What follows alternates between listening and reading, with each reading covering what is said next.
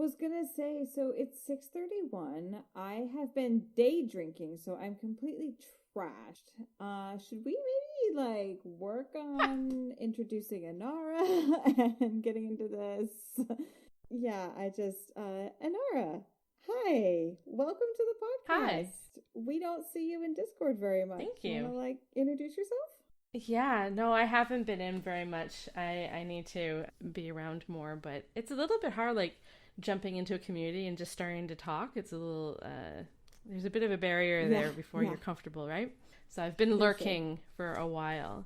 I'm not sure when I started listening to the podcast. It was probably around when I first heard about the TV show, which I heard about a year late, which freaked me out that A, I hadn't noticed, but the B, that there was a TV show and that it looked so promising. Like at that point, Rafe was on board and Maureen had been cast, and it was like, you know, a famous person I knew, and I'm like, holy crap, right? And so I started looking for podcasts, and I'm like, I obviously have to reread, and so I found this one. I listened to like 3 or 4 other podcasts, but I've settled on just listening to yours, essentially. Oh, that's wonderful. Thank you. Yeah, it's overwhelming. There is a lot out there. Yeah. Yeah, a lot of them were like listening like a husband and wife, and where one hadn't listened before, or sorry, one hadn't read before. Yeah, the Wheel Weaves does that. There was a few of those. Yeah, Wheel Takes, yeah. And I mean, it's a big commitment to listen to a podcast that reads one chapter at a time. Like, there's only so many hours in a day. So this one, having the deep dives into the spoilers, was more up my alley because I've read the series so many times. I started reading, I actually don't know, I was talking to my mom and trying to figure it out when I picked up the books. My uncle was the one that introduced them to me because I'd been reading fantasy, and he's a big fantasy fan. So I picked them up, I think, when the first 3 were still in paperback, or had just been in paperback. And I believe it's Shadow Rising that I had to wait for the hardcover.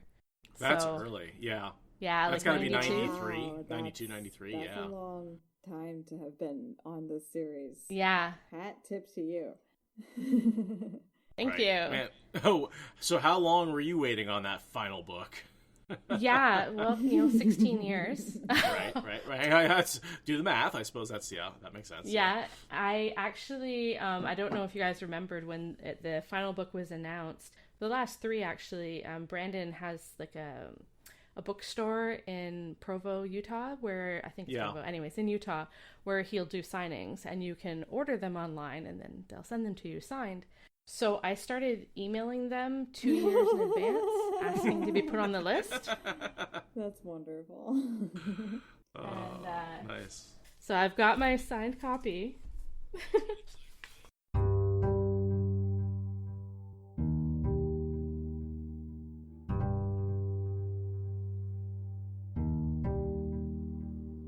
This is the Wheel of Time Spoilers podcast. So, Chapter 34 of Lord of Chaos. This is definitely going to be a chaotic chapter. Journeys out, and our symbol is the flame of Tarvalin. Obviously. Obviously. So this is all about Egwene skimming through the world of dreams on the back of Bella? Uh-huh. I don't... We'll get there. This is an interesting transition between her getting beaten up by the Wise Ones for being a disobedient apprentice and being shoehorned into being the puppet Amerlin who grows into being a real Amerlin. This is just her transitioning between the two. Yeah, and she seems a little bit off-center, expecting to get punished when she gets there as well. And she keeps anticipating that she's about to get punished, and then it never happens, and they're so friendly to her. And she's confused, and you can see her confusion. Well, she did get that summoning that was exactly like you summon a criminal. It just so happens the summoning for a criminal and an Amerlin sound exactly the same. Yeah. And she obviously doesn't think she's going to be made Amerlin. Yeah. Either way, you are committed for life. Very Aes Sedai-like. Like, a lot of their rituals are quite blunt, almost cruel. Why do they do everything naked? You gotta prove you're a woman. Yeah. Because Jordan likes to imagine women. It's probably something to do with vulnerability, but yes. There is. And also the birthing ceremony is, you come into this world naked, so when you're trying to reproduce that in sort of birthing ceremony or rebirth ceremony, the idea of being naked makes a lot of sense. It only applies to women because men need to keep their pants something. Yeah, right. There's not a lot of naked men rituals in this story. Because they all ride lots of horses and go running around across the continent, so they have butts for days. Yeah. Just saying. They're very athletic characters that we're following, so they should spend more time with less clothes. Isn't it calves? I think he really only seemed to be watching their calves. Right? A well-turned calf. Mm-hmm. Yeah. That's, What about the gluteus maximus? Come on, man. I'm just saying, if the Aiel can run like that, they've got runner's legs. Although runner's legs can be a little stringy. Super stringy, I will say, they're like Fremen, right? They're gonna be all super dehydrated. Yeah. Right. Yeah. And they're not going to be bulky. The Aiel are going to be very long-muscled, efficient runners. Bunch of muscly beanpoles. Yeah, totally. Be interesting to find. I wonder, casting that, like, how are they going to find enough men who fit that description? CGI. Definition of what it means to be Aiel, and just dazzle us with Yosha's cheekbones, and it'll be good. Mm-hmm. Inara, would you like to read us in? Oh my god. Yeah. All right. Why not? Egwene washed her face twice. Then she found her saddlebags and filled them. Her ivory comb and brush and mirror went in, and her sewing box, a small, finely gilded casket that likely had held some lady's jewels once, plus a white cake of rose-perfumed soap and clean stockings and shifts and handkerchiefs and a host of things, until the leather sides bulged and she could hardly buckle the flaps down. Several dresses and cloaks, an Aiel shawl, remained to make a bundle, which she tied neatly with a cord. That done, she looked around for anything else she might want to take. It was all hers. Even the tent had been given to her. But that was certainly too bulky, as were the carpets and cushions. Her crystal wash basin was beautiful and far too heavy. The same for the chests, though several had beautiful work on the strapping and lovely carving. Only then, thinking about the chests of all things, did she realize she was trying to put off the hardest bit of getting ready. Courage, she said dryly. Heart of an Aiel. I love that. Psyching herself up for what basically is going to a sentencing. Plus getting dressed. And what also could kill her. Like, her plan for what she was about to do to get there was potentially a death sentence. Like, she hadn't... Hey, you guys made this a way bigger deal than I thought. I thought it was... Yeah, I mean, they did say it was dangerous. Putting on her clothes after being beaten half senseless. That was literally as far as I took that interpretation. Yeah, like, there's a lot of things probably going on in her head. Yes, but putting on those stockings seemed rather painful. About the fact that getting ready means she's potentially walking to being stilled, right? That's like the worst case scenario for what she's walking into, is being stilled. Yeah. And we've also seen, like, doing something weird with a gateway can cause an extremely large explosion as well. She didn't know that. No, that hasn't happened yet. No. Yeah. I mean, she's experimenting here, but I don't sense from her that she's anticipating problems with the weave. But maybe she is. Quite the confidence she has, isn't it? Yes. That is Egwene to a T. Mm-hmm. Is confident that what's going to work. That's kind of why she's so powerful in Teleron Riyadh, is she's just convinced she's right. That's almost a superpower in Teleron Riyadh. She breaks Masana's mind with her confidence. I mean, that's really fucking confident. Right. Yeah. When they say two rivers stubborn, they mean it. You know. Do you think who's more confident, Perrin or It's Egwene? just a weave. Yeah. Yeah. I think it might be Perrin. I'm gonna go with Perrin, but it's a close race by a nose. Everyone else is behind by like half the court.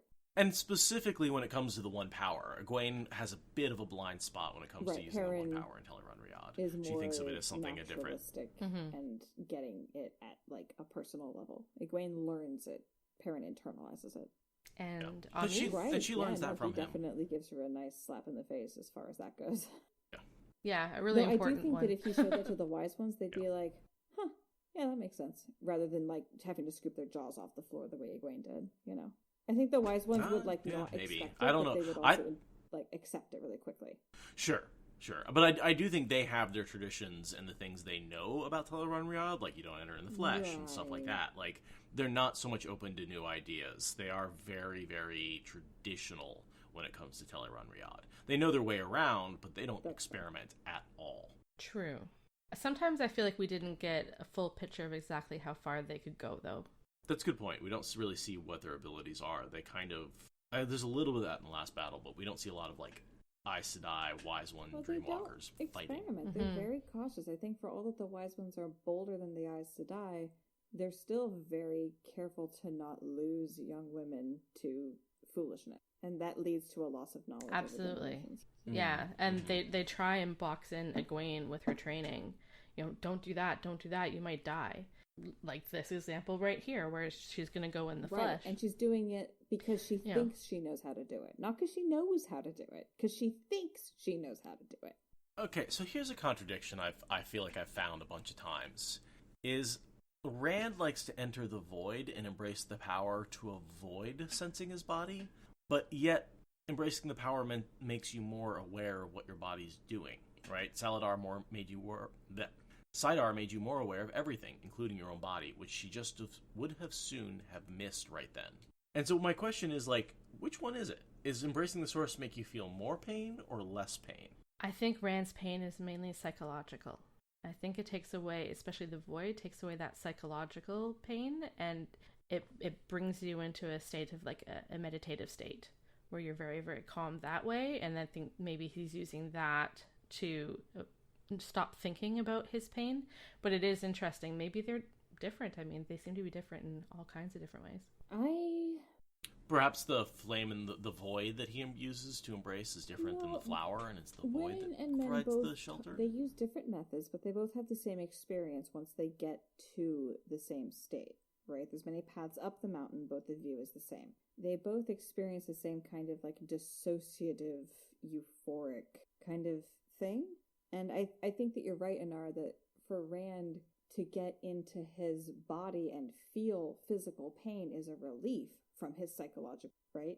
It's actually a distraction. It's something that he can dissociate into. You know, for someone like Egwene, she just got beaten for her pride, right? She's in a little bit less psychological pain and more physical. So for her here, she's like, yeah, I can be super euphoric, but also like, ow. It's very simple. Yeah. Egwene's pain is not mental. Egwene walked into that beating. Egwene welcomed the beating. She could have made it, I think she could have made it stop earlier. So that beating, it was for her pride, but it was also giving her pride. Completely. So for her, the psychological aspect is that she's interested in seeking comfort from that physical pain at this point. Like, that is the entirety of her loop. Whereas for Rand, we're seeing, like, everything with him is so dramatic. You know, he's so amped up. Everything is to 11. Even his dissociative need to avoid pain. It's interesting. She mentions that she's cheating any number of times in this chapter. I think it's at least 2, maybe 3 times she talks about cheating. And it's interesting. She's the only one who knows. Because she's a Yale in her arm. She is. Yes. Yeah. Well, that brings me back. Remember when she was running around and it was like they told her to do 50 laps around the city or something like that, and the only person who would have known would be Aviendha, and she would never have told. But she doesn't. It never even occurs to her to not do all the laps. Same thing here. Except that she does. Well, she'd have to block out the pain for the trip. That is definitely the cheating. And it's like, yeah, you got some Wetlander fringe around you still, even around your Aiel heart. Yeah. It kind of bothered me. I was a little disappointed. She doesn't take healing at the other end. She doesn't take healing when she gets to the other end. She avoids it, so take what you want and continues pay for to suffer. It, but she'd also have to reveal, to take the healing, she has to reveal that she's been beaten. And she's too prideful to do that, too. And especially in the situation that just gets thrust onto her. You know, she has maybe a couple of minutes before she's told she's going to be Amyrlin. I don't think she's going to ask for healing after that. No way. But, I mean, as a character, Egwene takes so much beating. She really is kind of a good foil for Rand that way. Most of her beatings are physical. His are mainly psychological, but, you know... Mostly. There's a fair amount of physical beating going on, especially the end of this book. Yes. Yeah. Fair. Oh, and losing a hand, you know, that's nothing, obviously. And having a wound in his side that never heals for however many years, that's nothing too. But yeah, so like Egwene is beaten a ton by the Shan-Shan. She gets back, and now she joins the Aiel and gets beaten in these weird rock things. And now she's, eventually here, in not that much time, she's starting to get massages that give her headaches for weeks on end. And then, the tower. Yeah, it's amazing that she's not just debilitated by the pain that she suffers. Yeah. Right? Like, most people, pain is debilitating. And the fact that she just keeps going through it, and the fact that, like, she's kind of in constant pain for a lot of this series. Said, like, she's a very good foil, not foil, but, like, parallel to Rand, like, constant, chronic pain. Of course, this entire series is about parallels, so it makes sense. Yeah, and balance. The flame and the fang, And I love the way...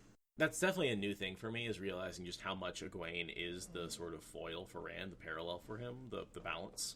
Same here. Like, since the series is over, I'm doing less rereads, like less often. I think I've only read the final 3 books one time. Currently in the middle of my second reading of those. But so I've gotten quite a bit older as I've read these last few times, and Egwene as a character has really changed for me. Now in my 40s versus when I was 16, Egwene was not one of my favorite characters at all. Hi, Timber. Timber noises. Yeah, and now she is one of my favorites. I'm really impressed with her strength. And she's not perfect, right? So like who is? Yeah. So, but she's very strong. Yeah. Like, I used to always, Nynaeve was my favorite character. And, I always used to, she's the strong one. She's the strong one. No, that not really. Nynaeve is actually quite vulnerable. She's put up walls. She's strong in the power, but not that strong. Egwene just is strong. Yeah. Yeah, I look up to Egwene a lot. I've definitely, like, when I'm being, just a lazy couch potato, just in a hole of depression, it's like, well, what would Egwene be doing? Egwene would be doing more than this. I try to slap myself with that self-talk, because Egwene is the strongest freaking character, I swear. Yeah, I've never done that. I should. The whole thing about pick your patch of the floor and scrub it. Like, that to me has been one of the most valuable, like, light bulb life lessons, is like, the world is overwhelming and you're in an absolutely messed up place and you can't do anything about it. Here is the task in front of you. Do that task. Yeah. There's sort of a parallel in Oathbringer by Sanderson. He says, what's the most important step a man can take? Yeah, the next step. Same kind of idea. Not the first step, not the last step, but whatever the next step is, that's the most important. That's the lesson that, like, those of us who are lost in our own brain holes need to, like, grab onto and climb out with. Absolutely. What does the brain hole look like? The wormhole from Deep Space Nine. Is it like... Okay. Yeah, that makes sense. Gotcha. I like that you had that ready. You're just like, yeah, I know exactly what it looks like. That's fantastic. Star Trek. The eternally relatable, like, not from Sliders for all of the references. That's fantastic. Yeah, I'm actually on a Star Trek rewatch as well, so I'm watching some of the seasons that I've never seen before. I'm gonna say, have you gotten to Next Gen yet? No, I'm still in Discovery because my mother had never seen it either, so we're watching it together, which limits me to about 2 to 3 a week. So I'm going really slow. After we talked about it, I acquired the season 2, and I only watched 1 episode, but I plan on watching the rest here. Yeah, it's I'm watching Discovery right now, so the newest one, and it's a little bit hard because they've completely changed Klingons. Oh. Have they made them less racist? Which is that the goal that they're going for? They look very different. They look almost like lizard people. What? They're all bald. What? Yeah. Really heavy makeup. I've seen Discovery, obviously. They're definitely recognizable as Klingons, but it feels like a Klingon cousin or a Klingon... Yeah. Like a sister race, like... A proto-Klingon. Like a proto-Klingon, something like that, yeah. They speak in Klingon, and there's lots of subtitles. And, there's a lot from their perspective, which is kind of cool, but it's distracting. So can I say that the first time I watched Season 1 of Discovery, I somehow got a copy that didn't have subtitles for the Klingon. So I watched like half the first episode, and I was just like, wow, they're making a bold choice to not put subtitles on the Klingon. Like, that's a real... that's fantastic. They're leaving a lot unsaid. I'm really impressed that they're like, that's a choice. Like, I don't really... They really only want the very extra nerdy Star Trek. Right, yeah. No, I guess they really want people to learn Klingon and to understand this thing. Like, I have to go look at translations. That's hilarious. So, yeah. Now I want to watch Discovery, like, 100% more than I did before. Yeah. And they took, like, the trying to match the technology of the time, because it's sandwiched between Enterprise and original Star Trek. They just kind of went, forget it. We're just going to pretend those don't exist, and we're just going to use tech, the way we would envision it now. Also distracting. But yeah, I feel like it's almost an alternate history Star Trek. Yeah, and yet not. Yeah. And yet not. Is it not? It's not. No, I looked that up. I thought it was when it didn't it the movies do the alternate history where they destroyed Vulcan? The movies did, but I don't think this one is in the Kelvin timeline, which is the movie timeline. I don't think so. Okay. Oh, I always thought these were in the Kelvin timeline, and that's why they had the different Klingons. I don't think so. Okay, I'm sticking to my guns. Wrong about that. I am not a source of authority on that at all. I know nothing about. I think even Picard is like, it's not Kelvin timeline. Answering the people in the chat, but it acknowledges the Kelvin timeline. It acknowledges the split that happened. Gotcha. Yeah. Gotcha. Okay. So one of the things in that first read-in is mentioning that she brought an Aiel shawl. I thought that was interesting. I mean, not hugely interesting, but I thought it was sweet.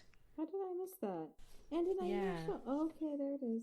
Yeah, I wrote down, the respect, like the things that she looked at, and also the respect that obviously the Aiel have been showing her to have gifted her with so many things. To just give her like fifth of a fifth of a fifth of a fifth of the clan's wealth or whatever. Yeah. And then it's like, well, they do think she's an Aes Sedai. But she's also an apprentice. And Soralia is trying to adopt her by force of will. Yeah. Come, I have this attractive man for you to date. Come see him. Yeah, no, there's that, and then just, I think the shawl also, like, the Aes Sedai put a lot of significance on shawls, and in a lot of ways, Egwene's Aja isn't, like, one of the seven, but Aiel. Mm-hmm. Wise one. That's her Aja, is a wise one Aja, and that's why she has a wise one shawl. I like that. She's got an Aiel shawl instead of an Aes Sedai shawl. She's got the Aes Sedai stole, because she's a freaking goat. Yes. You know? Yeah. And over the course of the book, she kind of becomes the leader of all women who can channel, because she brings in the rest of the fold as well, with the Wave Walker... Windfinders. Windfinders, yes. The Windfinders, the Kin. She brings all of them in some fashion into the fold as well. If she had lived for another 300 years working on that project, whew, I plan to live centuries. Oh, God, that line. I was so excited for the outriders. It hurts every time. Follow-ups with the fanfic, and then she fucking dies. Oh, I will never forgive RJ for that, because I 100% do not blame Brando Sando for that. That's RJ's fault, and I no, you don't forever for it. I love him forever because really, but it hurts. I can't imagine Brandon would have made that choice. That had to have been pre-planned. Oh no, no! I have some things to tell you then. Oh, because Brandon has basically said he was told he was allowed to kill one of the major characters, but it was his choice which one.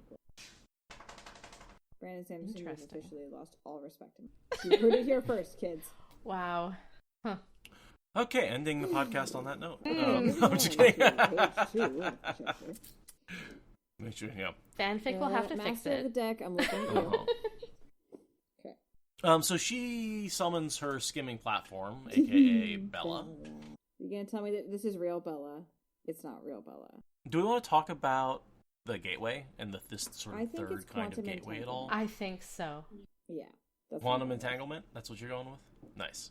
All right, justify it. She makes them so that she makes the two spots so similar that there is no difference at all right there. One is the other.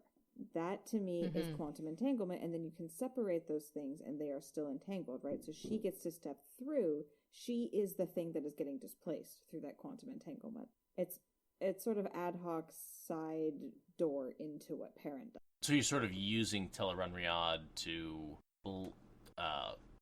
I think of it as taking two planes and sort of taking your finger and squishing them together, so in that one spot they're actually touching. One power to bring Tel'aran'rhiod and the real world into contact, and then steps across the contact and releases the power and is on the other side. Mm-hmm. Unite them. Yeah, we've seen Rand enter the dream in the flesh using a doorway, but we've also seen him fighting Ishmael in the first and second, well, not the first book, in the second book, and he doesn't realize that he's gone into the dream, but it's pretty clear that he has in some fashion.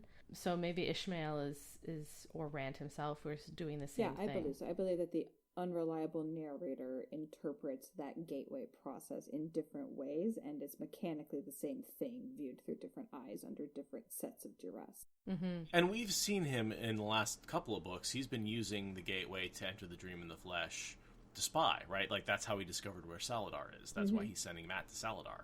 Is he was actually in the world of dreams in the flesh, the other way. Spying. He only knows how to enter all the way.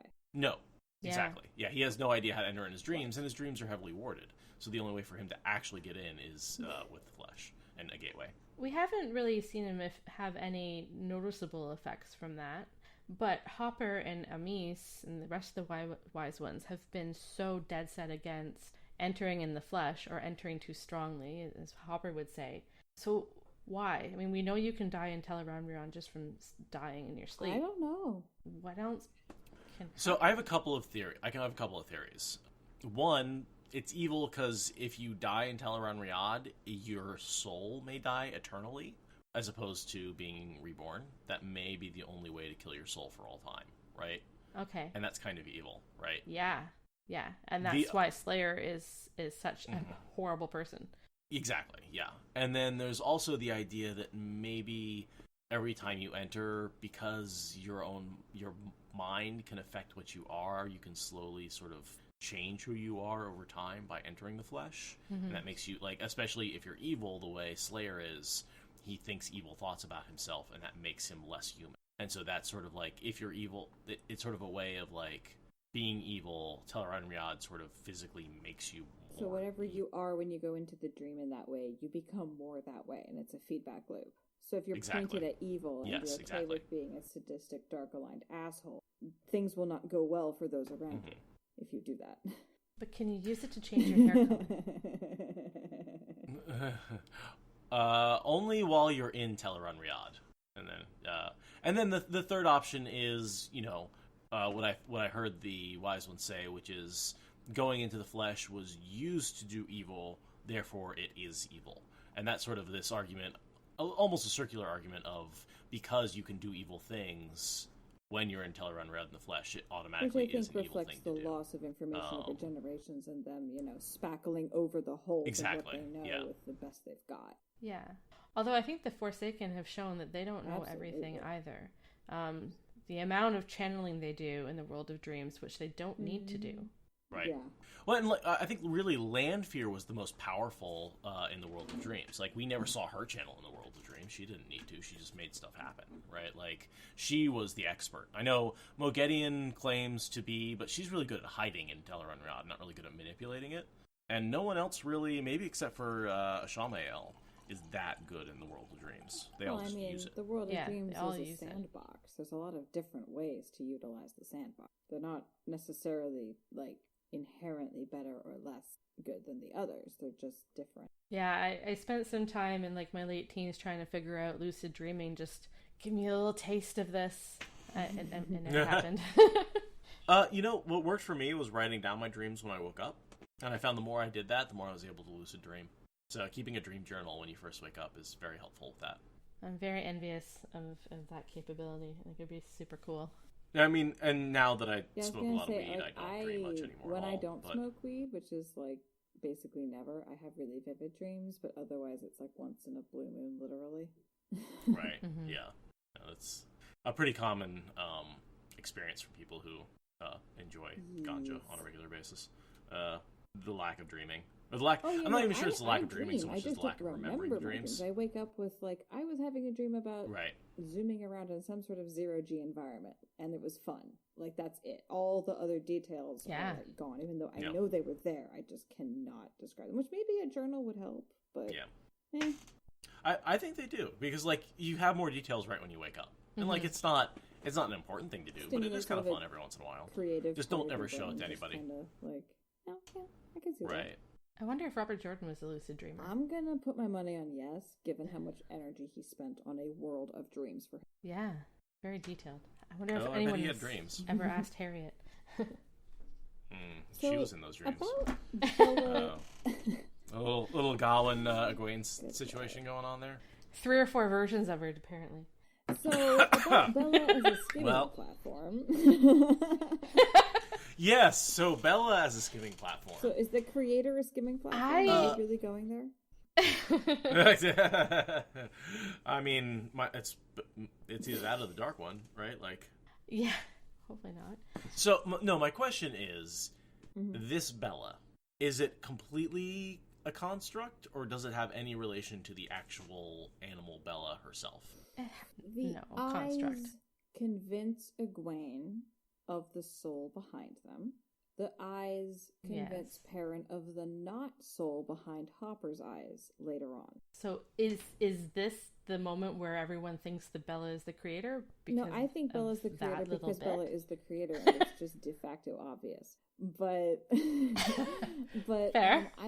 I wonder if Bella is such an intelligent personality that she was able to be maybe maybe this is her dream self. Maybe she had an extremely vivid dream where she actually showed up in Tel Riyadh and interacted with Egwene and then had horsey dreams, and then that was the most vivid dream of her horsey life. That was it. I don't know, but I just the fact that the eyes convince Egwene and then later we see Hopper's eyes not convince Perrin. Exactly. Is that not actually and Hopper this then? Is Bella, which makes me think that either Bella is duplicated, which is creepy, or Bella was asleep at that time and actually got activated, woken up, drawn into.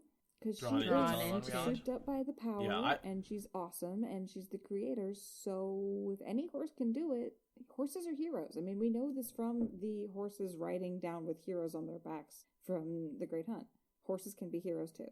No, I like the idea that Bella was asleep wherever she was, and Egwene sort of summoned her dream version, and she's actually communicating with the real Bella, and the real Bella as a horse remembers this ride in a dream. And that's one of the questions I wrote down. Where is Bella? In Salidar. At this moment. Bella is currently in Salidar. Yeah. Okay. Because Suan rode her the whole way there. Yeah.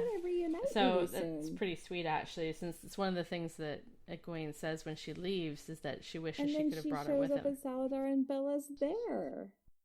Bella already there, yeah. That's so sweet. That's a neat little detail. I hadn't noticed that. Yeah, I don't think we actually get to see that, but it's nice to know that it would have happened. Guys. Yeah. I had never thought that it was skimming until I started listening to you guys. It had never even crossed my mind.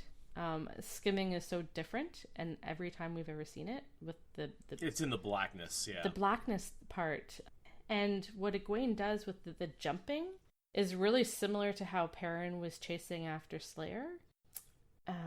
So it makes me think that not skimming, personally. I mean, Egwene could have jumped to Salidar in a single thought if she wanted. Right. When I initially asked for this chapter, it was because of that I have spent, how many years now hating this chapter because it made no sense to me.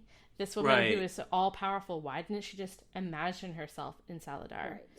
And she says, if this works like I think it does, like Teleron Riyadh does, I can summon Bella and ride her. It's like, no, you teleport all over the place. She's very limited in Teleron by Riyadh. her way I don't, of the situation. Exactly, yeah.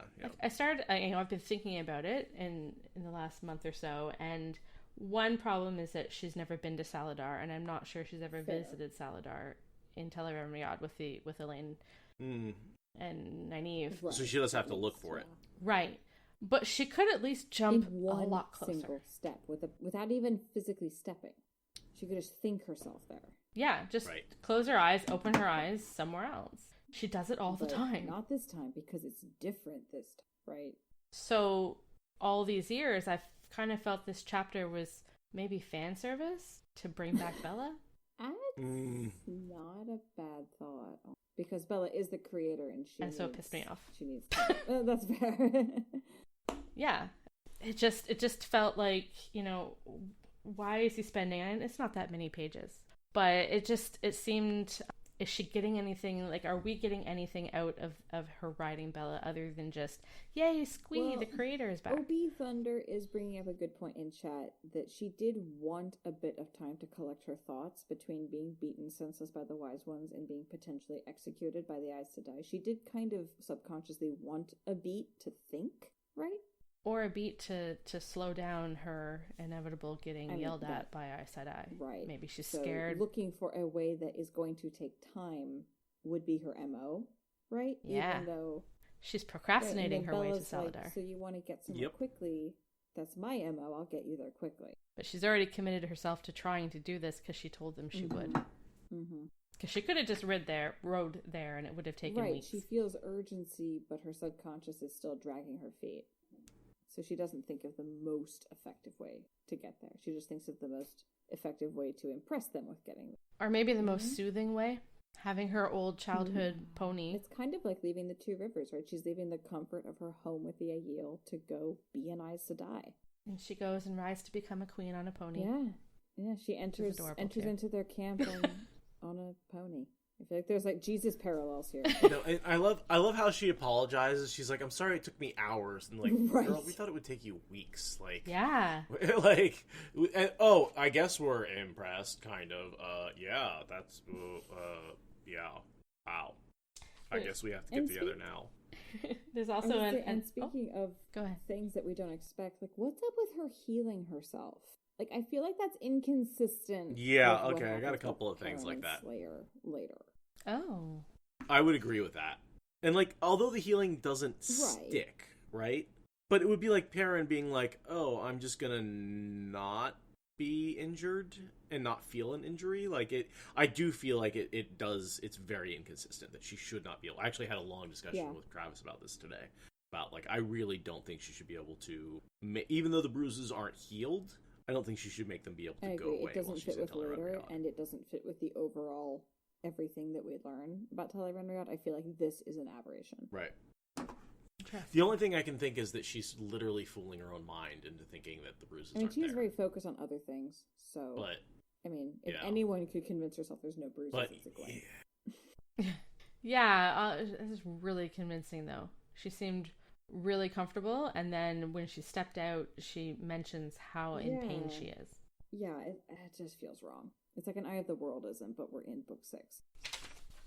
Yeah, well...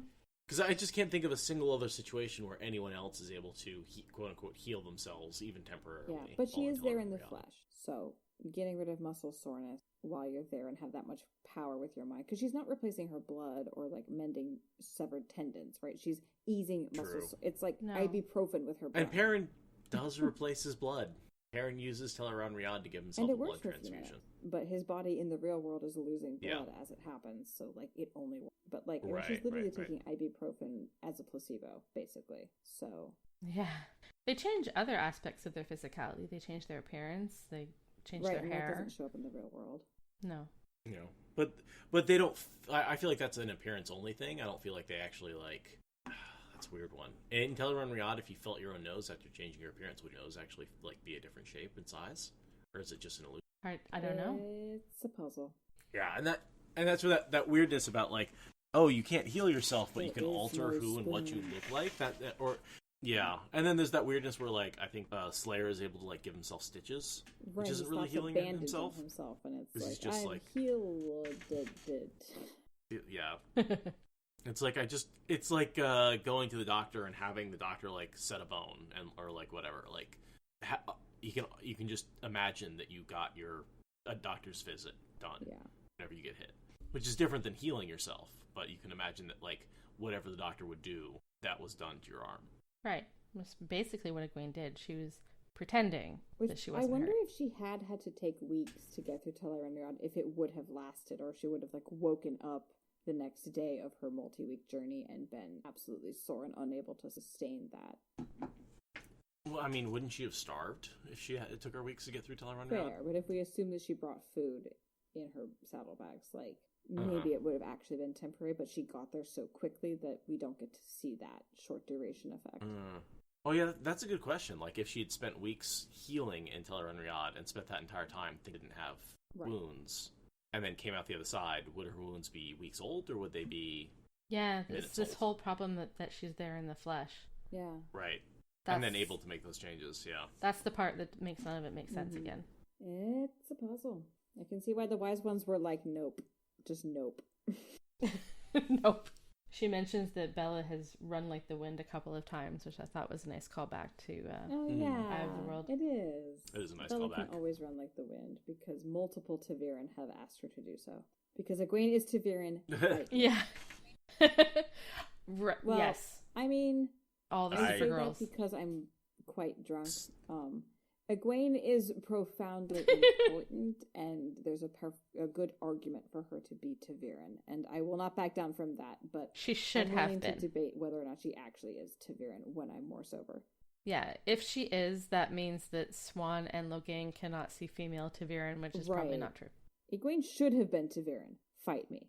I'll stand on that hill. Egwene, Nynaeve, Elaine, Avienda, just as much as Matt and Perrin change what's around them.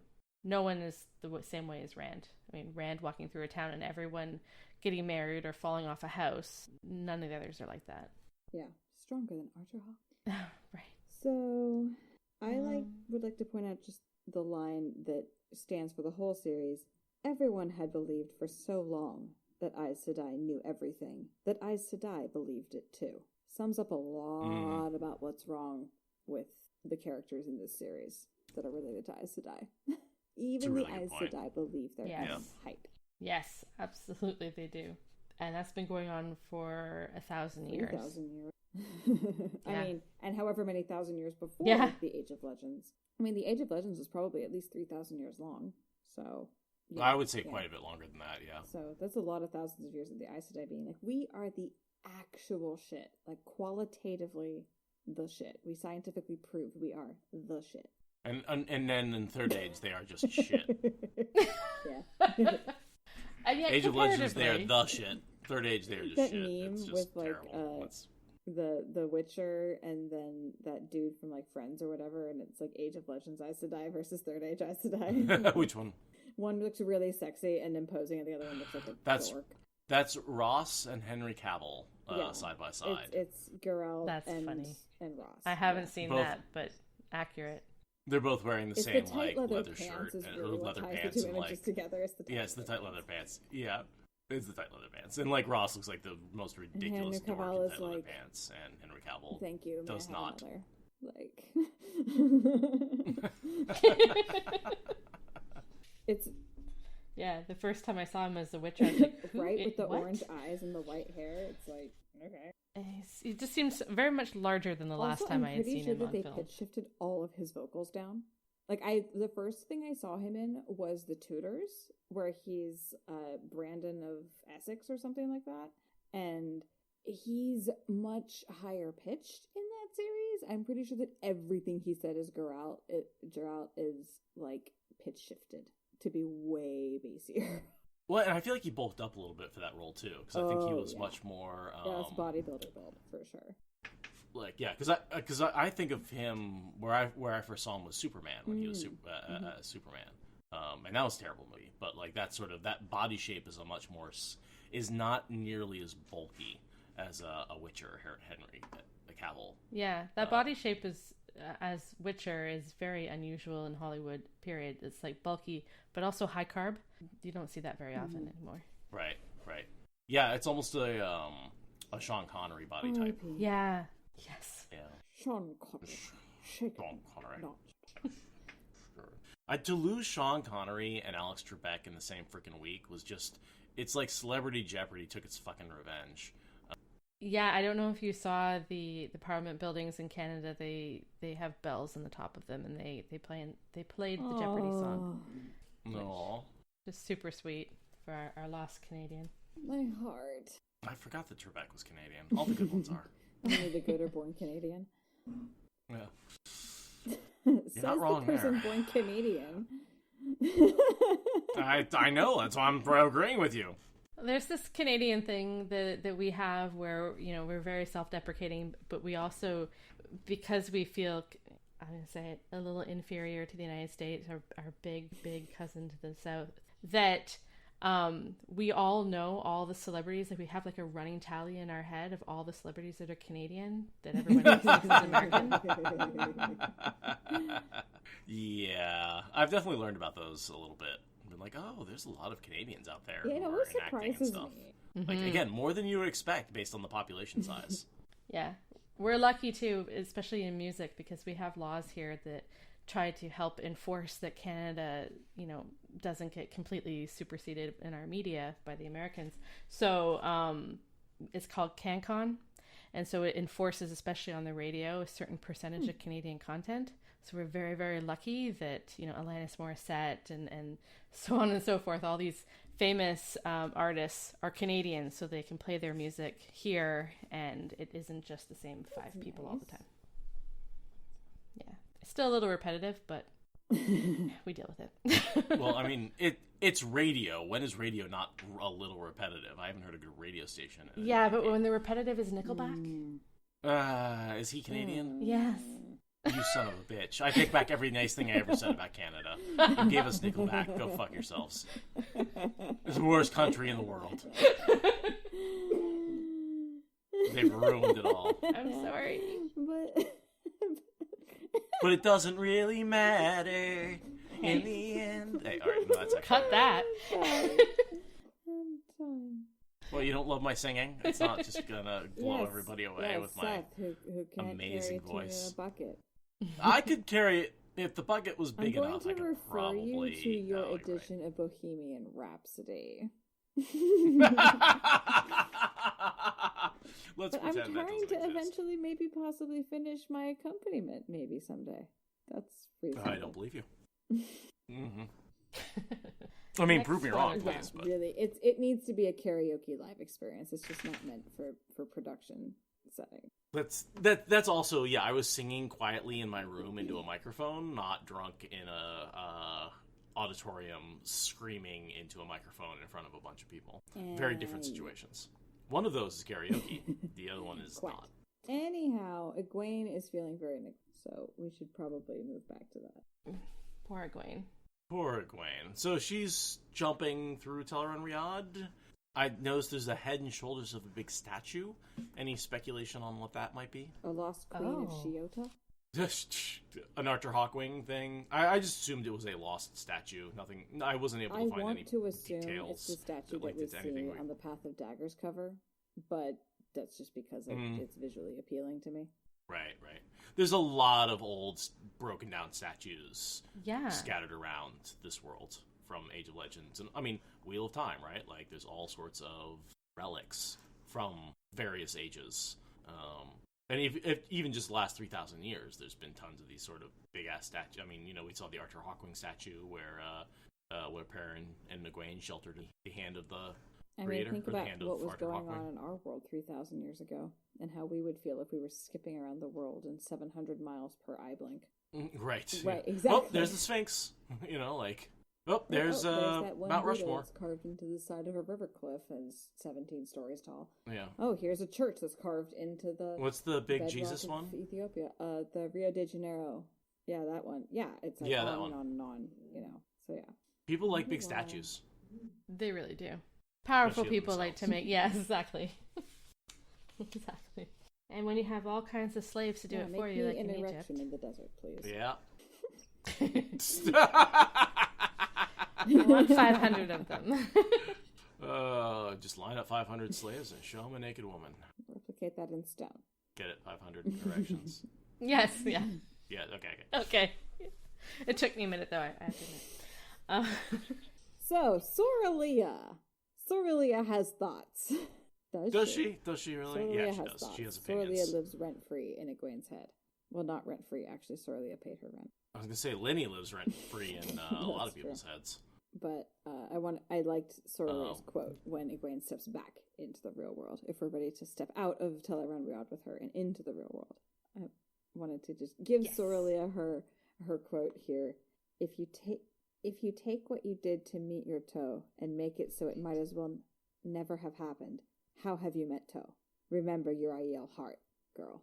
Like, She just slaps Egwene from like, what, Yep. 20 minutes, 2 hours ago? Just like reaches out of the past and slaps her. Yep. Stop cheating. Right. And so then it's kind of satisfying when she steps out of the world of dreams into Salidar and her butt starts to hurt. Well, I mean, that's why she thinks this thought. And it's like, oh yeah. Is. Yeah. It's very graphic. And it's almost like by giving yourself relief, the pain comes back like twice as bad. Yeah. And if she had just like accepted the pain the whole time, it wouldn't be quite as Stepping through that fiery door, now, maybe. Anything, but instead it's surprising. Maybe. Right. I mean, riding a horse is not the most comfortable thing in the world. But if she had just snapped herself over there in an eye blink, she wouldn't have to deal with her. Exactly. Anyways. Yes. I see where your frustrations are coming from. Very much. Yeah. So she arrives in Salidar, and the first person she meets is Nildra, who is a servant. And one of the people, when I looked her up, one of the people that work for Nildra is Moghedien. What? And Yeah. Nildra is very prickly. Nildra is... I think she's Mildred, not what important, but she's just basically a servant, a washwoman, and frequently Moghedien has been sort of under. She's like Moghedien's so supervisor. she's maybe like getting just a the bit just. of... No. Yeah. I think she's just an unpleasant person, to be perfectly honest. I wonder, one of the things that I read is that she asked Egwene later on if the novice books are open. I think she had designs on becoming an Aes Sedai herself. So if that's been in the back of her head her whole life, but she never actually went and did it, but now here she is working for them. Maybe she's prickly because she's a little jealous. And we see her in the World of Dreams for a quick second as Aes Sedai, and one of the Aes Sedai who sees her is like, "Oh, that's a sweet little dream. Let's not punish her for it." I think you're right. Yeah, she wants to be Aes Sedai. Yeah, that makes sense. Oh, Nildra's entire story is sketched out in her prickly impression on others, and the fact that she's glimpsed once in the dream. God, and her entire story is so rich and full, and RJ never wrote it because he didn't have. No, like a lot of the things that he does. Yeah, I didn't put it together that she was the same one who appeared in Teleron Riyadh in the Aes Sedai shawl, and then she asks Egwene how can she test? Yeah. So that's totally her dream that she's been going for, and he tells a whole story on this like, just minor like character a that I've never even noticed before. Or something like. Okay, Right. note to myself, I Jesus. need art for Nildra for this episode. Nildra is the cover art for the Instagram post for this episode. I'll leave that in the Thank you. in the Also recording. send me a Discord message because it's going to be like a month from now when you actually put this up. Right, Right. maybe 2. Because we're about 8 episodes back, which is it's about a 2-month I'm going to put span. some Nildra art. I'm going to find some art of Nildra or... Well, I'll Yeah, find good a picture luck on that I that. think encompasses Nildra's story. How about that? Fair enough. Okay. I hope she made it. I hope she actually does have the last spark. battle and Sure. gets to... Yeah, I mean, as far as I could tell from her, Wikipedia article, she is alive. She survived the last battle, as far as we know. And she asks about being tested. So we don't know that she got successfully tested, but I'm definitely let's assume. headcanoning. Yeah, my headcanon Yeah. will be that she did. Yeah. And so she walks Egwene to the right house where the Salidar Six are discussing. And one of the things that I had underlined is that one of the houses they passed by, sounds of laughter was coming from the house. I thought that was really unique and kind of interesting for RJ to note. You don't hear laughter. I don't think Aes Sedai and laughter, Unless they don't it's go together. Morel. Even really? accepted in novices. Morel and her warders. I would say, because we see like New Spring, we see a lot of accepted hijinks. That's true. Yeah, the pranks and the after-hours giggles. Yeah. Now I think some of those are like getting ready for the House of Game of Houses, not Game of Houses. Fuck. Game of Houses. Game of Houses. I want to say. See, this is probably Game of Thrones. I want to say that instead, and I think I'm always saying the wrong thing. No, so this is like it's almost like Aes Sedai practice for Game of Houses, except with harmless pranks. Like trying to get away with like harmless pranks are basically getting ready to undermine and steal power from your fellow sisters, right? Like you can get away with putting itching powder in their shorts. Right. Well, you may also be able to hide your schemes from them later on as well. right? Like it does very much feel like practice for a more serious it is act. Yeah, it is also a little bit reassuring to see that the women who are here are comfortable enough that, you know, they're not scared. They're comfortable enough to be laughing and joking around. Right. Yeah, well, because they don't really have motion yet, right? Without Egwene, they aren't able to make plans to march on Tarvalin or anything. Yeah, Egwene arriving is a big catalyst for everything else.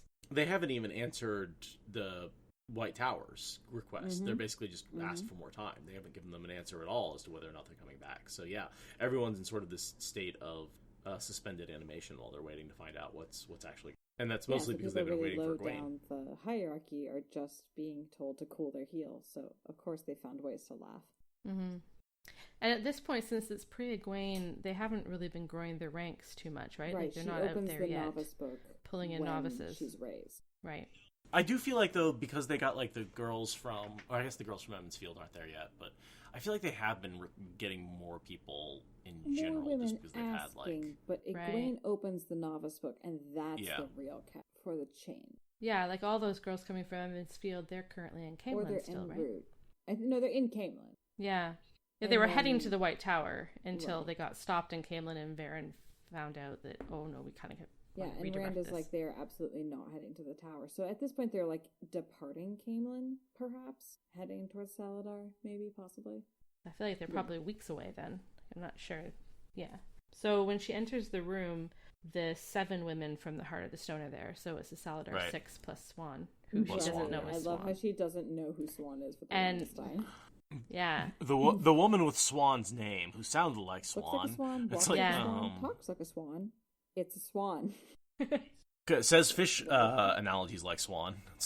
And RJ, you know, we all laugh at how he likes to, you know, show all the dress details, but he is kind of painting a picture with that here because Swan is in a dress and the other 6 women are in robes.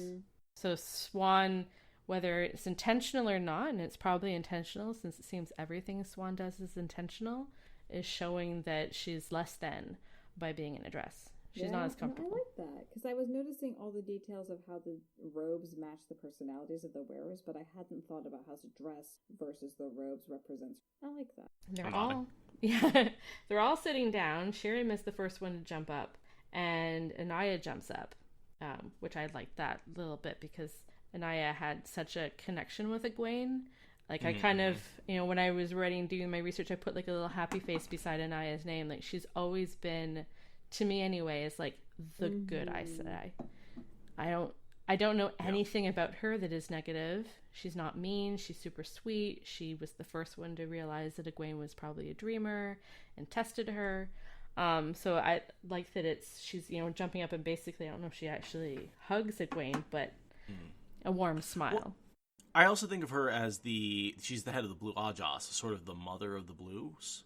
And so like, and she's sort of, I do think she thinks of Egwene as a Blue. And she's very sweet to Moraine and Swan in New Spring. She's a friend of theirs. Consistent across all the times you see her. She's always a sweet motherly caretaker looking out for you, Blue. Yeah, she's the Varen before, you know, we find out Varen is black. You think that Varen and Anaya are the same, and then things happen and you realize that they're very different. But they definitely look the same on the surface. Can I just say, I was thinking about casting for the show, and I was like, now I know there's someone important in book 1 they haven't cast, but I can't remember who. I was like, damn it, Varen, still just hiding in plain sight. I literally was like, I spent forever trying to think of who's in book 1 that I don't think of. Of course it's Varen. Varen is super important in book 1, and I don't think of her as being in book 1 at all, but she is. Yeah. We have Leandra, we have Alana, who seems to have an increased part, but you can't put Alana and Varen together as one character. Like, there's no way. No way. 150 years of lifetime difference between them. Yeah. No, Varen, I really wish Kathy Bates could be cast as Varen. She will always be my headcanon Varen. I just, it's not that I'm against that. I just don't want more famous actors in the show. I want to not have seen these characters anywhere else. I want them to embody the Wheel of Time characters and not be an actor playing the Wheel of Time character. But Kathy Bates. It's fair, but for me, I want a few more famous people, because it's desperately important to me that the show does really well and gets a viewership. And Yeah. like, I know Robert Jordan is popular, but is he popular enough? And today, with there's so much being on TV, like, can they get the audience that Game of Thrones had? I'm not sure. I mean, I'm watching what they're doing with The Boys, and I think they have the legs for it. So. Yeah, that was super encouraging. I love the idea. They definitely have to do a week by week release. It's really important. Yes, I'm not 100% agree with you there. Neither have I, but I've heard of it, right? And I know that I should watch it, and that's enough. Excellent, yeah. Yeah. It's almost a little too on the nose with modern day politics. Oh. Because, like, how can we make politics ridiculous? Let's give Trump superpowers. Right. Moving back to fish metaphors. Is there? If she's not ready, Ramonda will gut her like a fat carp. Slightly. Trying to bring us back, are you? Slightly. I just All really right. wanted to use the All fish right. metaphor to be obnoxious. Yeah, that's the Suan fish metaphor, and that's the only hint that we get that, you know, they're talking about how they're going to get gutted like a carp, and she thinks she's in just all sorts of trouble for pretending to be Aes Sedai. Right. That's like all of these statements are saying she's in trouble. I also like how it's the clue that Egwene needs to realize it actually You're is saying Swan. fish metaphors. Yeah. Oh, she actually curses fish metaphors. It must be Suan. No it's question in my mind impossible. anymore. And she starts to get the hint that Nynaeve has been doing some amazing things. Because I don't think she knows about, I always have a hard time pronouncing her name, Moghedien. I don't think she knows about Moghedien Not until yet. after she's raised. No, not at all. Yeah, no, I Yeah. love how Egwene is okay Um, with being like, I want to hear about what's happening with Elena and Nynaeve, even though she hasn't been told she's not about to be, like, you know, stilled or something. She takes this, like, agency to be like, oh, Yeah. you're going to tell me about cool discoveries? Give me the 411. Tell me everything. And it's like, you haven't even been told you aren't going to get executed yet, Egwene. Why are you so confident? Yeah. Why are you so confident, Egwene? She's trying to shut it out. Yeah. She's been trying to contact them for a while, but she's been having these weird dreams that tell her that contacting the two of them is going to be disastrous. And so she's been avoiding them for the last couple of months, or weeks anyway, which is, I think, partially why she wants to know about them. And she's like, I haven't been able to, and that's why she doesn't know about Moghedien, is like, first of all, I don't want to tell her, but second of all, it's like she's been literally avoiding those two in the world of dreams. Because she's had dreams that tell her that something is going to shatter, something is going to fall apart if she sees them too early. And Nynaeve was not super interested in talking to her right now either, right? Because every time she does, Egwene has shown that she's more powerful than Nynaeve and put her in her place. Totally. Well, Nynaeve has to get over the whole lying to make herself look better thing. And the last time they got together, that was really, Egwene sort of drove that home. And that, I mean, you know, that's a whole nother discussion that we had back then. Yeah. But the whole, like, sort of... That scene was just, that's still lingering over their relationship very much. That's kind of the note they left it on. Right. Is that sort of, like, forced assault in Teleron Riyadh by Egwene on Nynaeve. And then Nynaeve sort of dealing with the fact that, like, she should get punished for lying the same way she punishes other people for lying. And that sort of self-realization that maybe she shouldn't be lying to herself. But yeah, that's where Egwene thinks of Nynaeve. She's like, I need to get back with her and talk about things. I like how Egwene is subtly showing her strength and confidence throughout this whole chapter by doing little things like she forgets to curtsy. She never calls them by any, like, the honorifics. And she stands the whole time, whereas most of the Aes Sedai are sitting. In fairness, the standing is for other reasons. Like sure. They don't know that. I hadn't thought about that as an accidental power move, but it totally is. Yeah. And Swan, who's, again, totally subterfuging here to try and show that she's meek and mild and that she's not trying to pull the strings, which she is absolutely pulling the strings. You know, they note here that at one point Swan talks and she puts her eyes down, but Egwene can tell that Swan is lying, that she's not actually meek and mild. She's looking at the other woman being like, how are you buying this? You're buying this. How are you buying this? Yeah. So my theory is that Egwene never experienced Suan without the power. True. Yeah, she experiences the change in station, and so but not the change in power. I mean, she experiences the loss in it's to her benefit. Level. Yes. Right. But she at this point doesn't realize that status and power level are highly linked. So as far as she knows, it's like Suwon is back. She was Amarylline Seat, and now she's Amarylline Seat. And now she's a channeler again. Like there's this been chapter sheet hasn't had that education. Yeah. Yet. like she. Yeah. Right. It's absolutely to her benefit because she trusts Swan wholeheartedly, and she takes her advice wholeheartedly, which I don't think any of the other Aes Sedai there would take her advice anymore because they're so biased about that power level issue. They only take the advice that which is so stupid. Disagree on because they're manipulatable as sheep. Yeah, Swan is so impressive, like her mind. For sure. 5-dimensional chess has nothing on Swan Sanche. Yeah, it just seems like all the other ladies just have instantly forgotten it, and it seems like Swan isn't resentful of that, which is kind of impressive too. She should be. Oh, she is. She just hides it better than right. She knows better than to show that any resentment on her face around these women. They would not be forgiving of that. But yeah, no, she desperately wants to be more powerful. She hates the fact that she's weak. She accepts it and moves on, but like that's not a pleasant thing for Swan to deal with. She comes to terms with it later, but that's after Egwene has like really blossomed and become a protege to be proud of. That's not where she's at right. Swan has very much come to terms with her lessened power by the time that her and Gareth Bryn have it out. But that's like 3-4 months in the future. Yeah. Like there's a lot of character growth between Swan now and Swan then. Agreed. Which we mostly don't see. Egwene definitely like reads the room power level wise, and she does realize that Swan is the weakest by a fair margin. Right. She's barely even able to be Aes Sedai anymore. Probably barely able to pass the tests, yeah. Yeah, and Morel says that, this is only one of Nynaeve's remarkable discoveries, and Egwene's just kind of like, wait, what? Yeah, what remarkable discovery? To download really fast.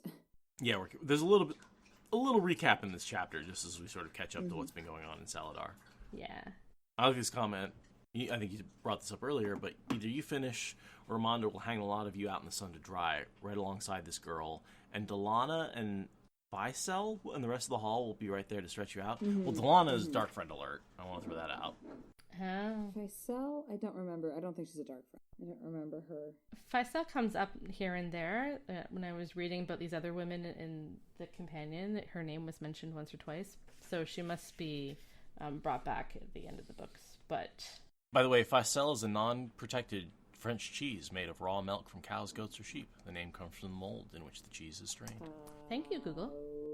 Not what I was looking for, but so she's 101 years old. 171 years old, sorry, not 101. 10 years as a novice, 10 years as accepted, but not... She's always just like this, she's green, Aja, but she's just in the background of a lot of votes and stuff like that. Right. So, a sitter of the hall, so, a name to drop in. Interesting. Interesting. Or not, as the case may be. It's interesting how uninteresting she is.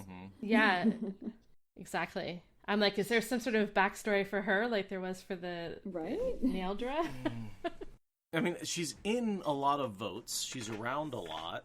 Does she live? Because no one else in this chapter seems to, after the last battle. As far as I can tell, she's still alive. Yeah, current status alive. Okay. Well, Morel, I think she might be the only one. I don't know if any of them died. Shiriam, Swan, and Egwene all do, but I don't know if Morel, Morven, and Carlina, I'm not sure if any of them die or live. I think some of them die until Carlina, I think it's dies, maybe. Yeah. Baonin is there, which is interesting. Well, not really. She's always there, but I don't like the mole.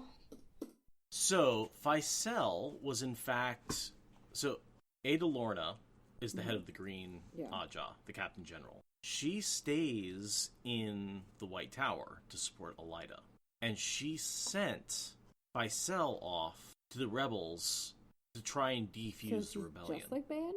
Not exactly. It's more of like it's not so much a spy as like, hey, just try and like get them to settle down and like chill. Yeah, interesting. And bring them back in. Yeah.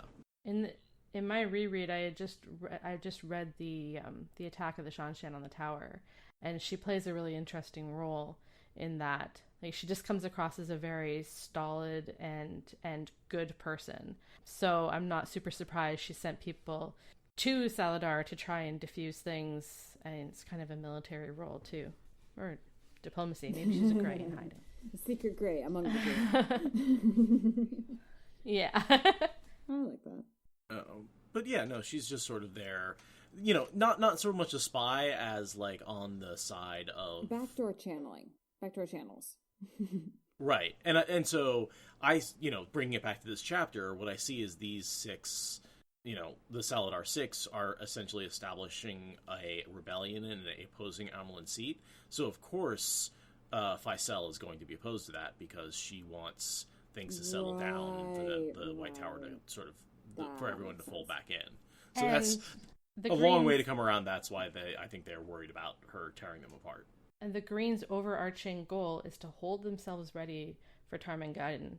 And she must be just, like, rigidly holding herself ready, right? Like, the whole existence of her Aja is to wait for this moment, and obviously it's about to happen. And you need a unified tower to be ready for the last Absolutely. battle. Yeah. Yeah, no. It's imperative. The White Tower above That's all. got to be her biggest goal right now. The White Tower unified is the only way that the Light has also any chance of winning the last battle. Which makes sense why she stayed. Mm-hmm. Yeah. I like that there's some shades of gray in there, that not all of the women are rebels. Not all of the women are true to Elida. They're there in the tower kind of working quietly to try and reunify. Yeah, reunification. I mean, the tower being whole is important to a lot of the Aes Sedai. And that is an inherent tension that Egwene has to deal with, where a lot of the Aes Sedai are willing to sort of kowtow to Elida just to make the tower whole again. And Suan sets up a lot of, like, the whole Red Aja, Logain manipulation, false dragon thing is probably is what keeps them from running right back to her in the beginning, and then and allows them to raise Egwene and keep them separate, because these Aes Sedai are so desperate to reunite. You need some real crime to kill them apart. Yeah, and Elida committed some bad crime to the point where I spent, years and years assuming she was black. I was convinced she was black. Yeah, you did? Up until very late in her arc, for sure. And then it's like, nope, she's just an asshole. Yeah. Once Alviarin was revealed as black, I was like, no, Elida's not, because she's being manipulated by Alviarin. True. And, like, they would work together if they were both black. So, or would they? Would they have even known they were both black? At that level, they would have. I think there's enough coordination. Right? Kind of like at that level, that Jacob Carradine absolutely has a second in command who's a dark friend. Like, right. We talked about that guy being, we don't have any evidence that he's a dark friend, but he acts like a dark friend. And at that highest level, they're going to know each other. Right. The same with the warders who are warders to Black Aja. Right. Not are always, mainly dark friends as well. Yeah, for sure. Which always made me very sad about Varen's Tomas. Well, Tomas was. But he moanted out. But there was that one. I forget which sister it is, but she has a warder who's not a dark friend, who's convinced that she's a dark friend and he needs to kill her regardless of the cost to himself. And I felt really bad for him. Right. Wow. And she's blocking, and she's muffling the bond, so he can't find her. So he's trying to track her down, and all the other she's one of the 13 that lived with Leandra. I feel 13. So bad. Right, for him I remember that now. Because, like, he thought he was on the side of light, and it turns out he's like permanently bonded to a person who's dedicated to not that. And in order to exterminate evil, he essentially has to commit suicide. Like, he has to kill her, and that will kill him. Bonding is such a weird thing. I really liked it when the Forsaken found out about it, and they were like, what are you doing? Yeah. Why would you do that? Gratifying. Yeah. And then the fact that the Shan-Chan Terran Grial are essentially a forced bonding, which is even more weird, right? It's like, take the bond and then... But yeah. Yeah. Sorry, you're right. Lack of agency you're right. is a big thing sorry. that RJ throws up again and again in various ways. Mm-hmm. Yeah. And then we get the big reveal that I feel like this is not actually a summons for a punishment. This is actually, punishment. May you be blessed with an interesting life. She gets to lead, which in some ways is punishment. Yeah, it's the mic drop moment. It's a very mic drop. It is. Like, just ending the chapter on that, boom. You have been summoned for a very special reason, Egwene, Sheriam said solemnly. Egwene's heart began to beat faster. They did not know about her. They did not. But what? You, Sheriam said, are to be the next Amerlin. Boom. Mic drop. Yeah. What? Chapter cut. Also love it that it's a dark friend telling her that. Yeah, have the Yeah. evil blessing on your throne. No big deal. So I'm The reading Mark of the Beast. I'm reading out of my paperback that I bought when I was, Aw. 17, 18 years old. And I had already marked it all up with highlighter, blue highlighter, from when I was forcing it on my then boyfriend, now husband. And it was helping him out by highlighting the important parts. But when I got to this, I had switched to an orange highlighter and highlighted Amerlin Steed and then wrote, haha. That is adorable. I just love that. Like, what a delightful thing to find from 20 years ago. Nice. Oh, I wish I still had my books from then. Yeah, this one surprisingly That's hasn't fallen genuinely apart. impressive. That is actually a Lord of Chaos from 20 years ago. Honestly, surprising it hasn't fallen apart. Yeah. Those things are like fragile as hell. Yeah, I have 2 copies of the first 3 books, and most of them are pieces. But I still hold on to them, yeah. I've got every hardcover and, duplicates of most of the paperbacks in my little shrine over there on the bookshelf. I can't hold on to them. I keep giving them away. Well, yeah, one of my Wheel of Times, Eye of the World, is with a friend right now. Because I'm trying to convince as many people as I can to read now before the TV show comes out. Like, please? My big issue is, like, when I let people borrow my books, I don't expect them back. Like, if I give someone Eye of the World, like, I'm not expecting to see it again. Yeah. And he was like, well, like, this particular one was a fresh copy, not even, like, no spine broken or anything. And he's like, are you sure about this? And like, come to my room. See the other 3 copies? Well, 2 copies plus one of those the promo version. It's like just the first, like, 10 chapters or so. I have one of those that I found at a used bookshop. Oh, crazy. I've never heard of one of those before. Yeah, it's neat. It's Does it have ravens in it? No, it's pre-Ravens. Yeah, it was. I think it was published before the books came out. It was like a preview copy to sell the series. I got so angry when someone read Ravens first and decided they didn't want to watch the series or read the series. Well, yeah, like I said yesterday, I've never heard of Ravens. I had never. I heard of it just in like the last month or so, and I've not gone and read it. Yeah. It doesn't feel like it was written by Robert Jordan. Well, I found out because like I was doing some research about everyone's ages, like trying to get it straight in my head how old everyone is, and it kept referencing this time from when they were young, and I'm like, what are you talking? Like, where did that come from?